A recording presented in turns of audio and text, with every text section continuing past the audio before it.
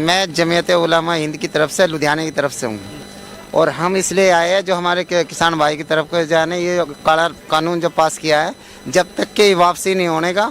अभी तो हम थोड़े ही आए हैं, बहुत बड़ी तादाद हमारी पीछे पड़ी है और इंशाअल्लाह आपका 100 गाड़ी हम राशन की लेके आ रहे, कपड़े की लेके आ रहे। जब तक कि इनका एक एक अगर यहाँ ये कानून वापसी नहीं होगा हम आखिर कतरे तक के यहीं पड़े रहेंगे। ये फूट डालने वाले राज ये खत्म करो। हमारी जो है ना खोपड़ी बहुत काम करती है, इनकी काम नहीं करती, हमारी काम करती है। जहन ये फूट नहीं डालने देंगे, अगर ये फूट डालेंगे तो और ज़्यादा इकट्ठे होंगे। अब वो जमाना खत्म हो लिया। अंग्रेजों ने फूट डाल के राज करा है ना, ये उन्होंने तो 200-250 साल करा है, ये तो 70 साल में बर्बाद हो गए। सारे मुल्क को चाट लिया इन्होंने। जो है ना हमारी सोने की चिड़िया थी ये जाने, इनका लगा क्या है, कच्चे पहन पहन के जाने साले भागते थे जाने। आज ये जाना हुकूमत करके बैठ गए। इन सब कुछ खून का कतरा कहाँ गिरा है, बॉर्डर पे कौन मरा है, पाकिस्तान के टैंक किसने तोड़े?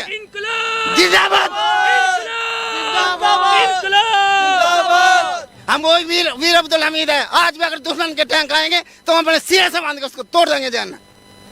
लेकिन वो तो आज ये प्रज्ञा ने कहा कि भारत घाती लोग हैं। तो ऐसे आतंकवादी लोगों से हम बात नहीं करना चाहते ना सुनना चाहते। वो प्रतिज्ञा ठाकरे है, उसके बारे में शायद किसी को कम मालूम होगा। वो एक आतंकवादी थी, उसके ऊपर केस लगा हुआ है, उसने बम ब्लास्ट करवाए हैं। जो आप बम ब्लास्ट करवाने वाली है तो उसको दूसरे आदमी ऐसे ही लगते हैं। ये साध्वी प्रज्ञा या इसके और इक्का दुक्का मंत्री जितने मर्जी बयान देते हैं, हमें कोई फर्क नहीं है। ना हमारी सेहत पे कोई फर्क पड़ेगा, ना इस संघर्ष पे कोई फर्क पड़ेगा। किसान मजदूर एकता जिंदाबाद, नहीं काले कानून रद्द करो, रद्द करो, रद्द करो, नहीं काले कानून रद्द करो, रद्द करो, रद्द करो, नहीं काले कानून रद्द करो, रद्द करो, रद्द करो। लगातार किसानों के आंदोलन को समर्थन मिल रहा है और ऐसे में आज हम यहाँ पर सिंगू बॉर्डर पर मौजूद हैं और जमीयत उलमा हिंद का जो है वो यहाँ पर पहुंचे हैं। क्या कहेंगे, लगातार एक तरफ जो है लोगों का समर्थन बढ़ रहा है, लेकिन दूसरी तरफ वहीं पर सरकार के नुमाइंदे कह रहे हैं कि ये जो आंदोलन है वो वामपंथियों का है, कांग्रेसी जो है वो इसमें आगे। प्रज्ञा ठाकुर ने भी आज ये बयान दिया। बिस्मिल्लाहिर्रहमानिर्रहीम। हमारा यहाँ मलेरकोटला शहर से आना हुआ है। जमीयत उलमा जो हिंदुस्तान की सबसे बड़ी जमात है, उसकी तरफ से हम यहाँ आए हैं। उसके पंजाब के सदर हज़रत मौलाना मुफ्ती खलील साहब दामत बरकातुम है, उनकी रहनुमाई में एक बहुत बड़ा काफ़िला मलेरकोटला से यहाँ किसानों को हिमायत देने के लिए पहुँचा है।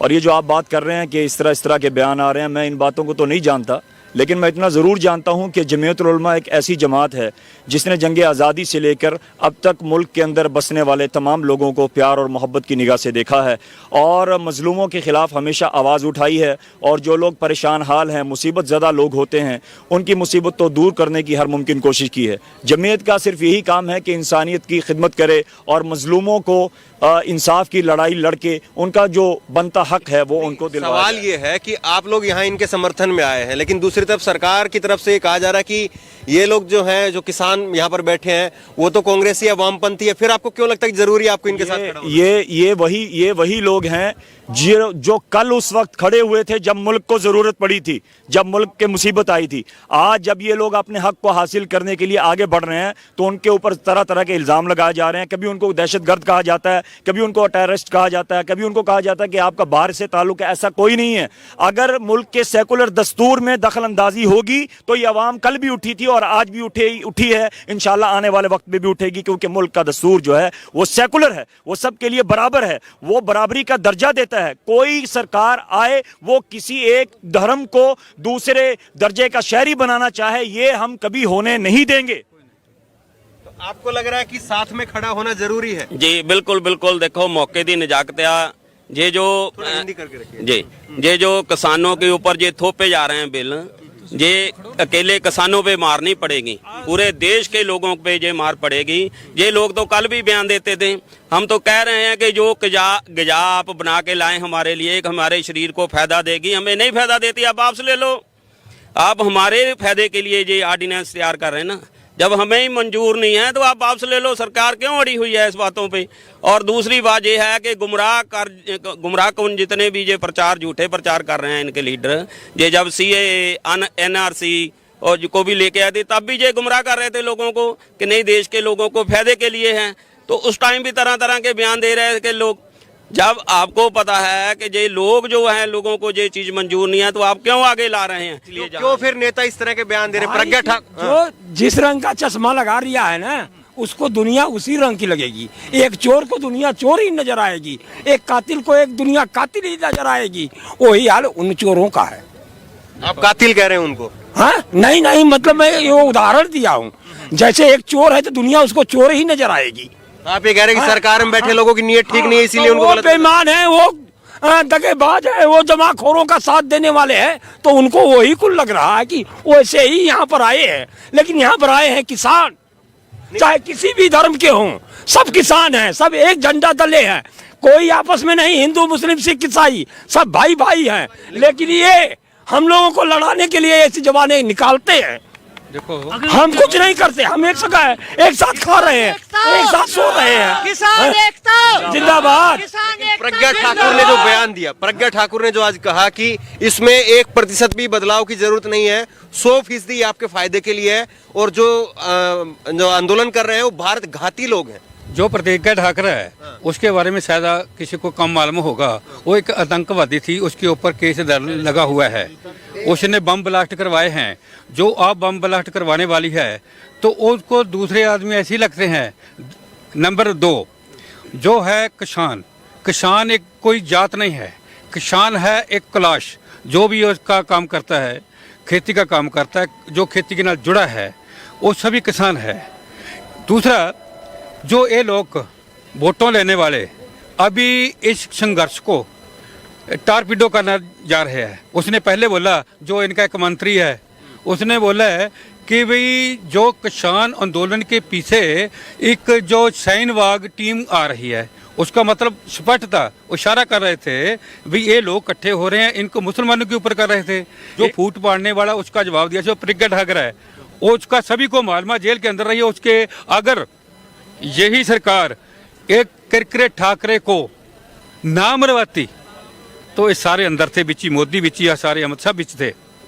ये उनकी में प्रज्ञा ठाकुर ने जो बयान दिया वो गलत दिया है। ठीक है, ये प्रज्ञा ठाकुर ने जो बयान दिया कि वामपंथी लोग हैं, भारत घाती लोग हैं, ये जी जो उनका बयान आ रहा है, अभी तो एक आया ना, आगे बहुत सारे बयान आएंगे। वो कभी इनको टेस्ट कहेंगे, कभी कुछ कहेंगे, लेकिन इन बातों से हमारे ऊपर कोई असर नहीं पड़ने वाला।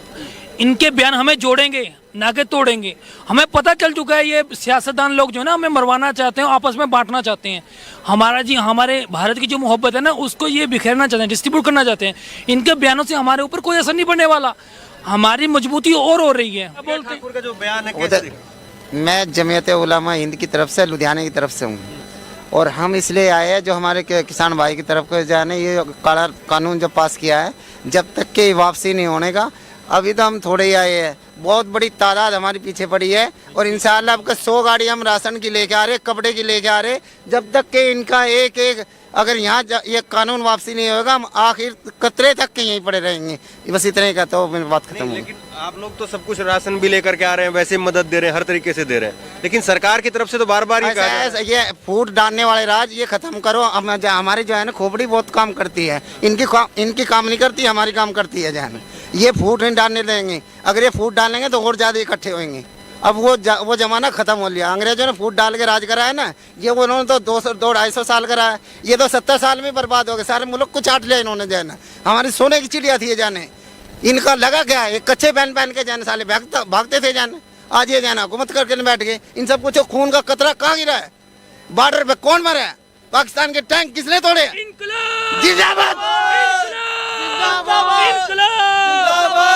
हम वही वीर अब्दुल हमीद है। आज भी अगर दुश्मन के टैंक आएंगे तो हम अपने सिरे से बांध के उसको तोड़ देंगे जाना।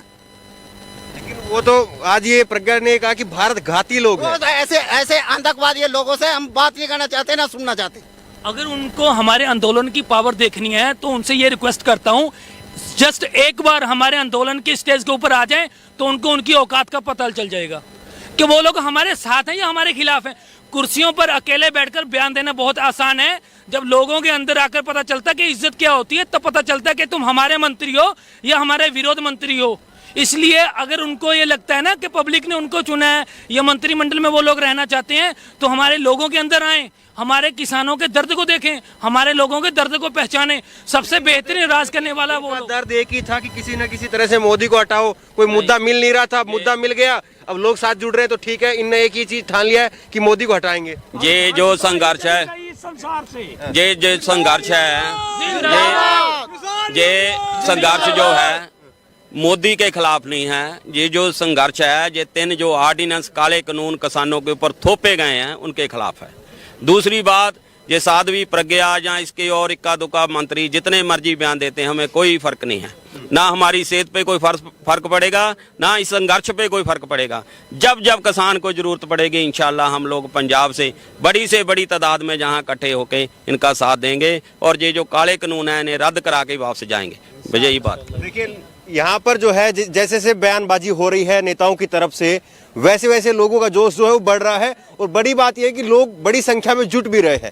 यहाँ पर जो है जमीयत उलमा हिंद की तरफ से लोग आए हैं, ऐसे अनेक संगठनों से, अनेक धर्म संगठनों से जो है वो लोग जुट रहे हैं। और लोग ये कह रहे हैं कि जैसे जैसे वहाँ से बयानबाजी तेज होगी, वैसे वैसे यहाँ से जो समर्थन है वो और तेज होता जाएगा। बहरहाल, प्रज्ञा सिंह ठाकुर के बयान को लेकर के आपकी राय क्या है, नीचे कमेंट बॉक्स में अपनी राय जरूर दें। इसी तरह की तमाम खबरों के लिए ऑनलाइन न्यूज इंडिया को सब्सक्राइब करें। धन्यवाद। इस खबर को अभी लाइक करें, शेयर करें, अभी चैनल को सब्सक्राइब करें और घंटी जरूर दबाएं।